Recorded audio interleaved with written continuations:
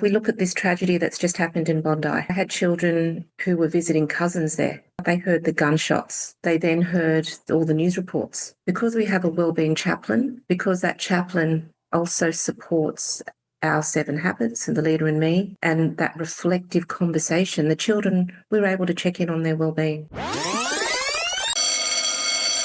You're listening to Around the School Table, hosted by me, Steve Davis, and proudly powered by Zuno Suite. We'll be bringing together the many voices shaping primary and secondary education across Australia, from principals and teachers to education thought leaders and system innovators. Whether you're in the classroom, the staff room, or the boardroom, this is your podcast to be informed, inspired, and connected. Today on Around the School Table, which is our last interview for 2025, we're joined by Shanti Clements, principal of Seven Hills West Public School, whose guiding ethos is to grow great human beings every day. With more than 30 years in education and a PhD in educational leadership, Shanti brings a rich blend of research, heart and lived experience to her work in one of Western Sydney's most diverse communities. From embedding the 7 habits across the school to using tools like Life Skills Go to make student wellbeing visible, she's a leading model of education that balances IQ, EQ and a deeper sense of purpose. So if you're an educator and you're interested in equity, inclusion, lifelong growth for both students and staff, I think this conversation is worth leaning into. Shanti, welcome to Around the School Table. Thank you very much, Steve. It's a pleasure to be here. Well, Shanti, you're on record as describing your school as growing great human beings every day. And I'd love to start there. What does that phrase mean in practice at Seven Hills West Public School, and how does it shape the decisions that you make as a leader? So growing great human beings every day is our mission. It's something that we co-constructed with our students, our staff, and our parents. And it's important to me and to our community because it's meant to capture our Eastern and Western cultural inclusion. We have so many diverse cultures at our school, and to grow great human beings every day honours the Indian and Asian legacy of their education systems, as well as our Western system for education and leadership. So for us, growing great human beings every day means growing our children, our students, and our adults, our adult educators. Every day we want to keep learning and growing, and we see that as a lifelong process, not just a process to get children from preschool to kindergarten or from year 6 to year 7 or into university. It's for lifelong growth. Do you remember the first moves to embrace that? Because for Western ears, that, especially in education, that might feel a bit touchy-feely and take some recalibration to get used to. What was it like in the beginning? Yeah, I think when we first started speaking about it, a lot of it was different. It was a little bit provocative because the basis of our ethos is to place students at the centre of their learning journey, which means that they are able to co-design, co-construct, co-facilitate, and to be really, to have a strong voice in how they learn and how assessment actually drives their learning journey. For the teachers, I think it was a different model because many teachers think teachers have to be that sage on the stage. And we often think in our education system that it is about cognitive intelligence. Moving, in the 1980s and 90s when you had Daniel Goleman talk about emotional intelligence, that was big, even social intelligence. But I found that when I was doing my PhD and my master's, that the leaders who had greatest impact in schools were the ones who were able to bring spiritual intelligence, because spiritual intelligence creates the values-based strategy that builds culture, builds school innovation and improvement, but it transforms it by embedding it, not just as a one-off place. And that's different for a lot of people because they just focus on a syllabus, but we're focusing on the principles of what drives the why, the collective moral purpose, that drives the how and the what. So on that spiritual quotient, I suppose we've got the IQ, the EQ, and SQ. That's what that would be. Yes, yes. How do you cultivate that spiritual quotient, that deeper sense of purpose in students? Yes. I think the first step for us was to become a leader in me school. And at our school, we use the 7 Habits for Highly Effective People, which is a Stephen Covey, approach. It came from the corporate world, and we brought it into Seven Hills West in 2020 because we could see that our students who came from very diverse cultures, our students could be perceived as coming from disadvantaged economic backgrounds. And we wanted to give our students the opportunity to really succeed. So becoming a leader in me school and introducing those 7 habits meant that we were helping our children, as well as our parent communities and our teachers, to have the mindsets and the dispositions to know that they could have choice in their thoughts, their actions, and their words. And the basis of that was to teach those leadership principles, to create that leadership culture, and to create the academic systems and processes that would align to school-wide goal achievement, empowering students in their learning, and to support student-led accomplishments. This is such a succulent topic. Because I remember being introduced to that book, 7 Habits of Highly Effective People. Oh, I would have been in the mid-90s when it first came into my world. And it has stuck with me. I haven't been a perfect student of Mr. Covey, but I find there's residue, like begin with the end in mind, which I imagine you practice, and some other techniques throughout. But that book is written for an audience who he assumes has agency over their life so they can make changes. And my ears pricked up because twice now you've mentioned how students co-design. They're at the centre.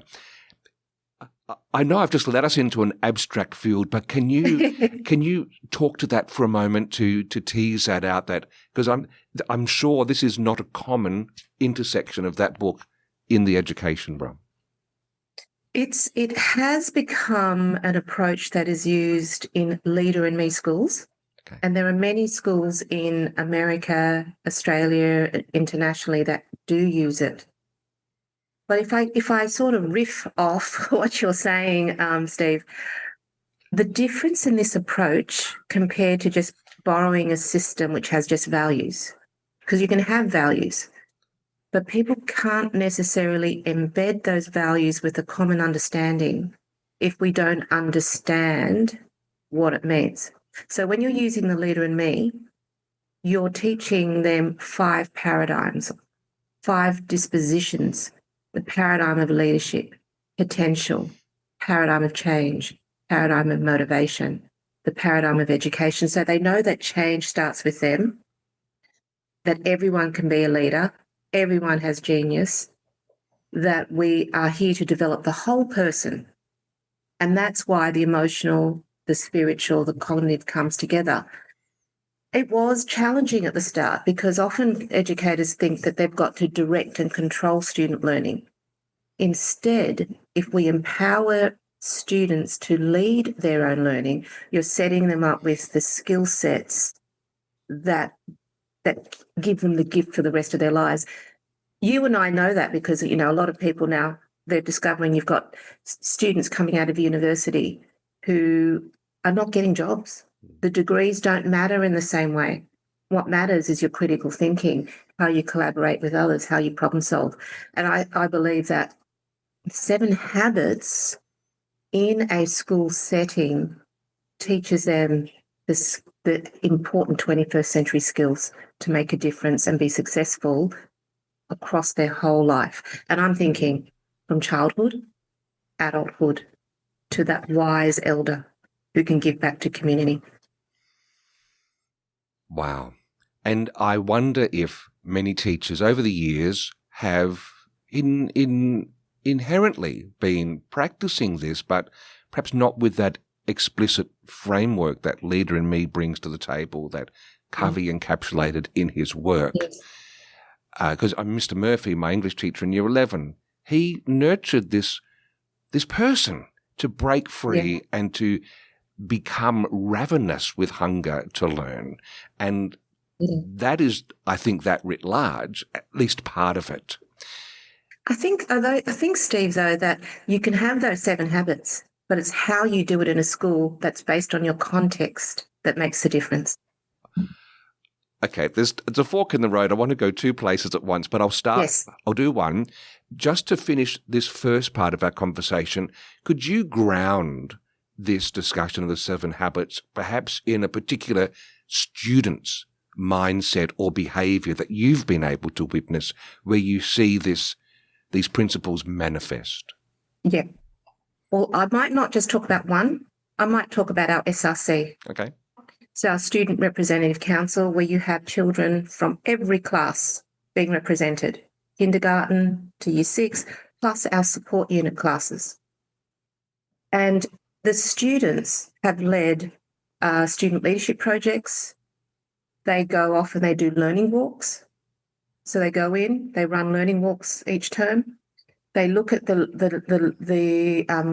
categories of engaged student learning conversations. They're not looking at the teacher.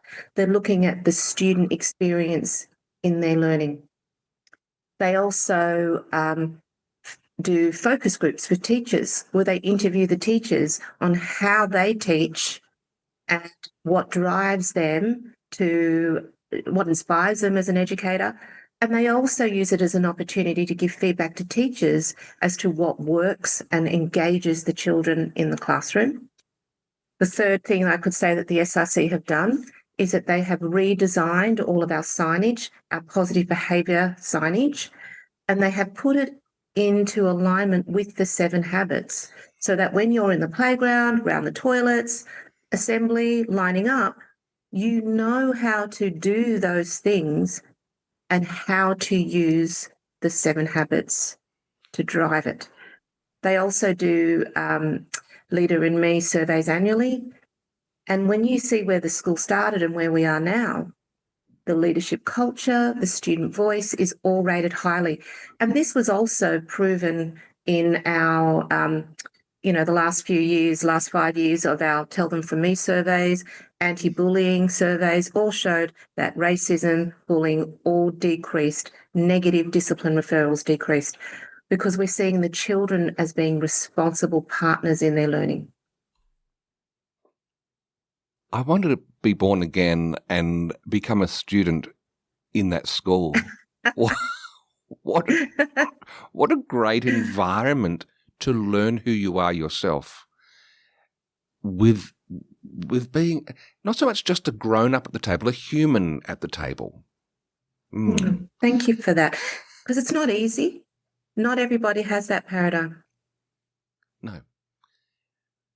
The other part of that fork that I was wanting to go down, I think we're perfectly poised for that now, because you've led schools in both what would be we call affluent and highly multicultural communities. Coming with that contrast of experience, how's that informed your philosophy on educational equity and the different ways that students develop wisdom, not just their academic success? Yeah.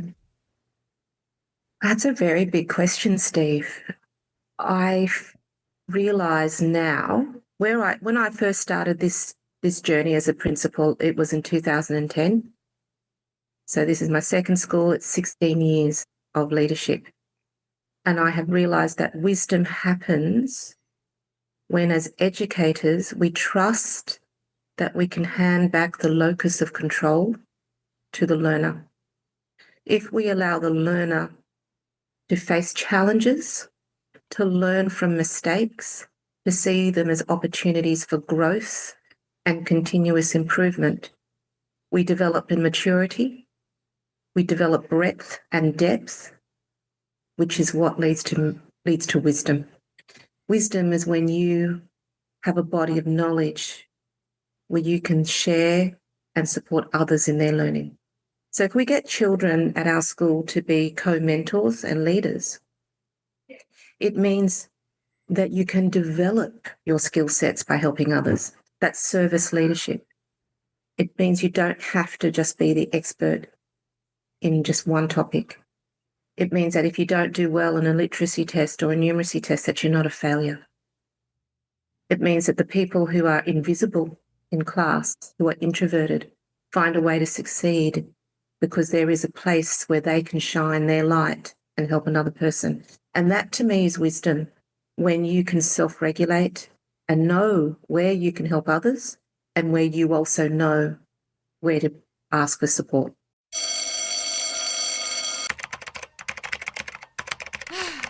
Still wrestling with clunky reports? Switch to Accelerus, the gold standard in school reporting.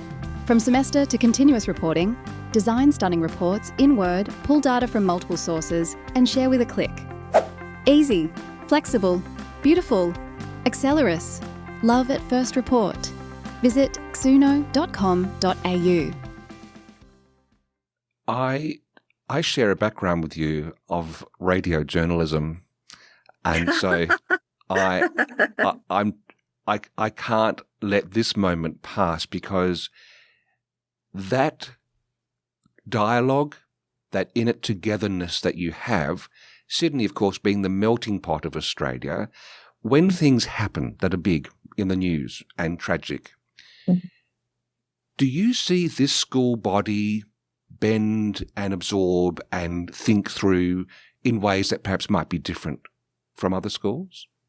Yes, I think we do wellbeing in a different way. We let the children let us know how their wellbeing works. For example, in our student reports, we have the children self-assess against the PERMA framework. They every semester will self-assess their positive emotions, their motivations, their strengths. We have a learner profile, which we use with the children, which enables us to know that they have different ways of wanting to learn. We know what are their learning agilities and how best to engage them. It's, we look at this tragedy that's just happened in Bondi. I had children who were visiting cousins there on the weekend. Luckily, their families were safe, but they heard the gunshots. They then heard all the news reports. Because we have a wellbeing chaplain, because that chaplain also supports our 7 habits and the leader in me, and that reflective conversation, the children, we were able to check in on their wellbeing. We have children from Middle Eastern backgrounds. We have Christian children. We have all diverse religions, political viewpoints and cultures. And it wasn't an issue at our school. Yeah, it's a hard one. To me, though, that is the proof in the pudding. It's wonderful theory and it sounds magnificent, but it's when things are tested, we know that they have the resilience to hold and to move forward. So thank you for that, because there's another aspect of school life, and that's home life. And you believe, I've been told, that strong home/school partnerships are central to learning. You've got so many languages and cultures represented at Seven Hills West. How do you build real two-way engagement with families? That's an area that we're really trying to strengthen. It's been difficult post-COVID because the first 2 years when I was here, it was very hard to have everybody on site and we did a lot of remote learning. But what we found in that COVID period of remote learning was that we really connected with community through the 7 habits and the leader in me. We got them to show how they were using it at home. So the parent program in the first 8 days, how we do family learning, how we do family communication, how we report on the children's goals, because each year, against the 7 habits, they set a wellbeing goal, an attendance goal, a literacy goal, a numeracy goal. The children then track that term to term, and we share that at the student, the parent conversations, their 3-way conferences. So it is important. And when we have those showcases, or we have our transdisciplinary curriculum showcases, the parents come in and they watch all of that and they see what's happening. That is going to be the next step, because we've got areas of strength. The challenge and the hurdle is bringing community on board, because not everybody in our community speaks English and is literate. Very different from my other community when I was a principal in Mossman. Yes. So it's a very different way of engaging. My way of engaging is to build trust and for our parents to know their children are psychologically safe at school. Did any parents at Mossman ever correct your grammar? You don't have to answer that. I'm curious about your PhD, because you explored leadership identity and the path from novice to wise leader. Let's focus on staff here. How do you help them, especially new or early career teachers, move along that leadership curve? So if we grow great human beings every day, it means we're growing our educators every day. And we have aspiring leadership programs. We also support our leaders who are experienced in also rejuvenating in their professional learning and their leadership. We have the Flourish program, which is about the wellbeing of our staff. I am an accredited Brene Brown facilitator coach for Daring Teams. So we've been doing the Daring Teams program, which is all about building culture and building leadership in daring and brave ways, courageous ways, where we learn how to be clear, but also to be kind. Because we have a very strong aspiring leadership program, and we have a strong coaching culture for our beginning teachers, I find that we have this wonderful trajectory where someone comes in as a casual or a graduate teacher, we get them accredited, and then very soon, within a year or two, they're on our leadership pathway. There is somebody I've just appointed as an assistant principal. She's been at our school for almost 4 years. She got accreditation last year. Next year, she'll be an assistant principal. So we build and we nurture talent, and that's because we're committed to our staff growing.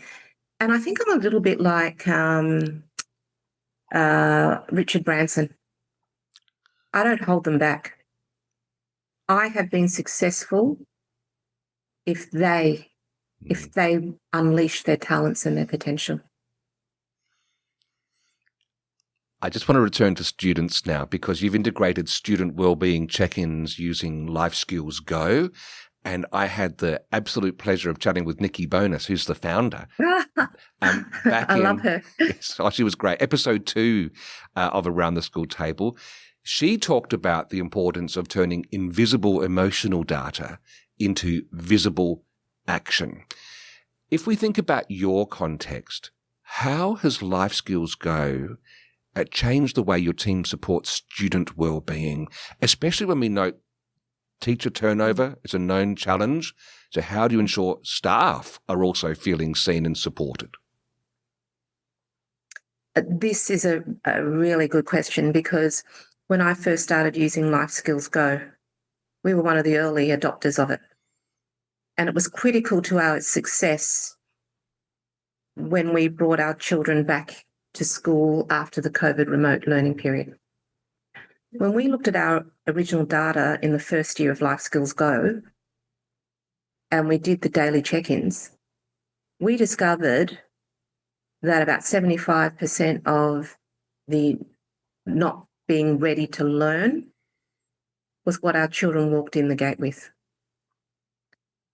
When you then did another check-in later on in the day, we saw the impact of school because that left. We discovered it was what they walked in with from home experience. It wasn't necessarily school. It was exact opposite for us. School was helping self-regulation and safety. And that was a huge turnaround for us.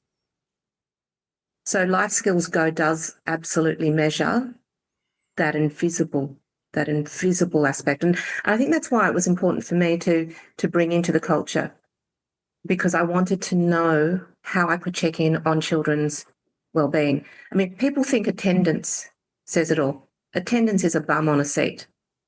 Participation, engagement, wellbeing, and safety enable children to turn up to school. Now, during COVID, and when the children first returned, the percentage of students who were turning up above 90% or more was only 36%.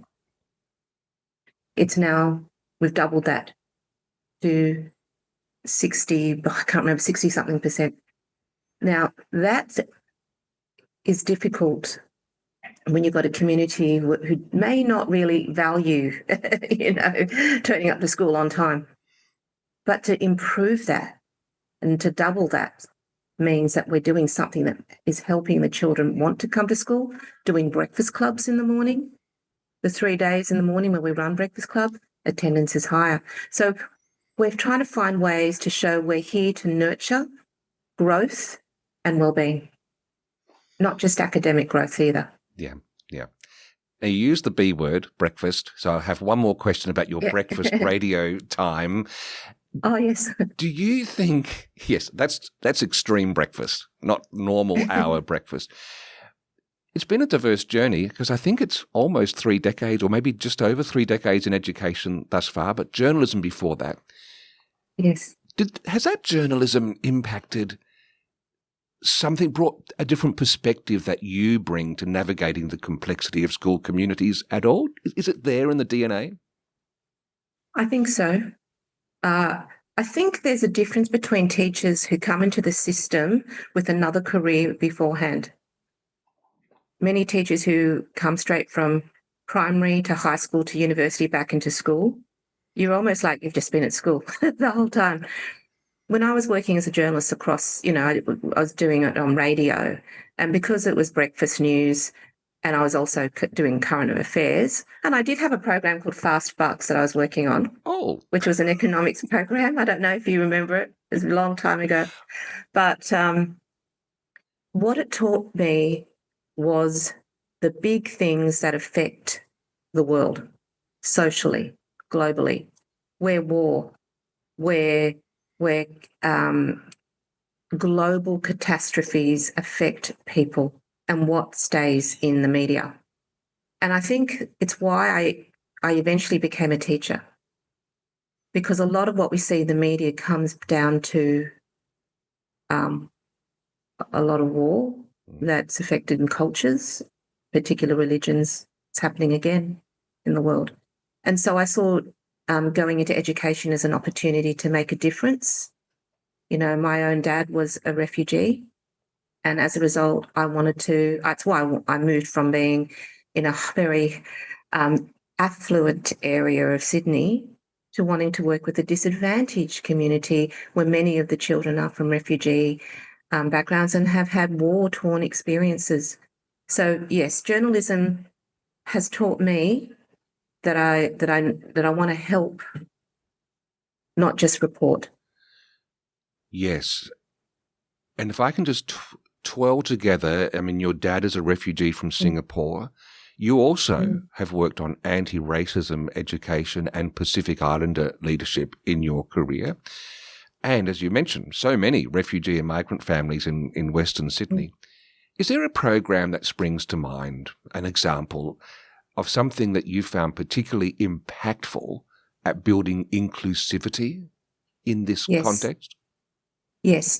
So about two years ago, we helped work on the Anti-Racism in Action Toolkit for the New South Wales Department of Education. And our stage 3 students who were in year 5 and 6 helped develop role plays that showed how to be an upstander rather than a bystander when it came to racism. And it was fantastic for our students to be involved in this anti-racism initiative, and then to know that what we had done had supported stage 3 lessons across the state. And I do believe that we are a very inclusive school, not just racially, but if you came to one of our assemblies, even our presentation day, our support unit students attend. Our students are used to hearing the sounds of our support unit children who may not be so great at self-regulating, but that's important for them to know that that we all learn in different ways. We have mainstream, we have support units, children. It's all inclusive. Again, I wish we had all day, but I have got one last question I need to explore with you, and that's the question, because I think it ties into that directly, of maturity. You're on record as saying maturity actually doesn't arrive at 21. We keep evolving through our lives. If I grant that, if we accept that growth is lifelong, what do you think schools could do differently to support not just learning but human development? Especially when, I hope this isn't too personal, but on your own journey, it was your first child that helped you shape some of your thinking as both a parent and a principal, etc. So can you leave us with some thoughts on this, that human development aspect of the journey we're all on together? Yeah, so that ties into a little bit of wisdom, but it comes back to, why do I think we keep learning and evolving? Because more and more the latest research is showing that we don't arrive at a particular place and stay there. So you don't just prepare a child for university and then at 21 they're fully formed. And thank goodness none of us are fully formed at 21. Now you think about how, you wouldn't want your doctor to just stay with the same skills that they had at 21. So we want to keep learning, growing and evolving.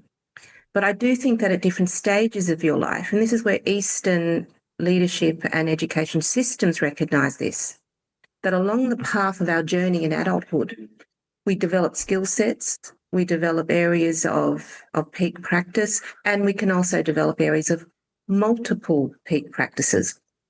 And then you then have something called your mastery curve, your second curve.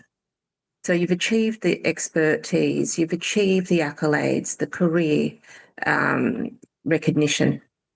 But then something changes. It's no longer about the accolades. It's about what you give back and how you can contribute to others. And so for me, that lifelong evolution, that mastery curve is now shifting from recognition to service and contribution back to society. And how do I grow and how do I support others? And so for me, where I am now, I think at the start of my leadership journey as a principal, it was about building a culture that improves student performance and outcomes. Now it's about growing great human beings every day and growing my educators for the next generation and my students for the next generation. Me as an individual, I want to plant the seeds of the trees that will bloom and flourish beyond my lifetime, long when I'm gone.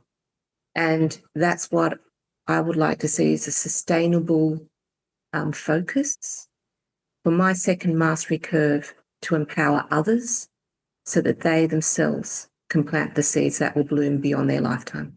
I don't know if that sounds too trip-de-doo, but I really believe that. You actually beat me to it. It's an ancient Greek proverb in the version I've heard, that a civilization is great when the elders will never sit under the shade of the trees they plant, or something, words to that effect, which Harry Moffat had in his fantastic book called The Fourth Pillar, amazing former SAS operator turned psychologist. He's one of Australia's great gifts, I think. And he makes the point, though, that our society would do better if we listened to people who are entering that phase with years under their belt to learn from their wisdom. And unfortunately, our society has a youth energy focus because advertisers sell more because sex sells and sizzle and youth and vitality. That's a challenge that goes deeper than just the education system, isn't it? Because you're moving to that phase, but if we don't have our ears open, we're going to miss some hard-won insights and wisdom. I agree. I agree with you about the listening. Like even for my own self, when I was younger, it was important to be right. That's my view. That's your view. I'm right. I no longer have that. I now have multiple aspects of myself where I go, oh yeah, they're right. And I'm right in this bit and that person's right with that part. But it is one of those things where the more we listen, it's habit number 5 from Stephen Covey, seek first to understand, then to be understood. And I truly believe that the more that we listen, the more that we learn. And it's about being discerning. Very last thing, one little bit of residue from Stephen's book that sticks with me. The most mundane is, he said, if you need to remember an important document for a meeting the next day, put it next to your car keys. That way you can't forget it. It's a real simple life hack. It doesn't do justice to his great thinking. Is there something in the residue of 7 Habits that you find as a helpful little hack in your life? I'm going to just bring it down to something at the mundane level, Shanti, before we let people enjoy their Christmas and New Year. I think I would just have to say conquer those big rocks. The big rocks. It's so easy to, basically work smarter, not harder. And I have learned to work smarter than harder. And it took a long time to learn that. You learn it by trust and building a team. If I have to be the one person that everyone relies on, I might feel good and I might feel responsible, but I'm not growing other people. So trust, building the capacity of others, not being that micromanager. The other thing is find the good. How often do you see leaders who just give the feedback on, oh, this didn't work? Get that speed of trust happening where you give those, you get that speed of trust where you give them the 4 great things with the 1 constructive feedback. And that builds trust in people who want to continue to learn and grow. Shanti Clements, thank you very much for joining me around the school table. Oh, thank you so much, Steve. It's a pleasure. Thank you.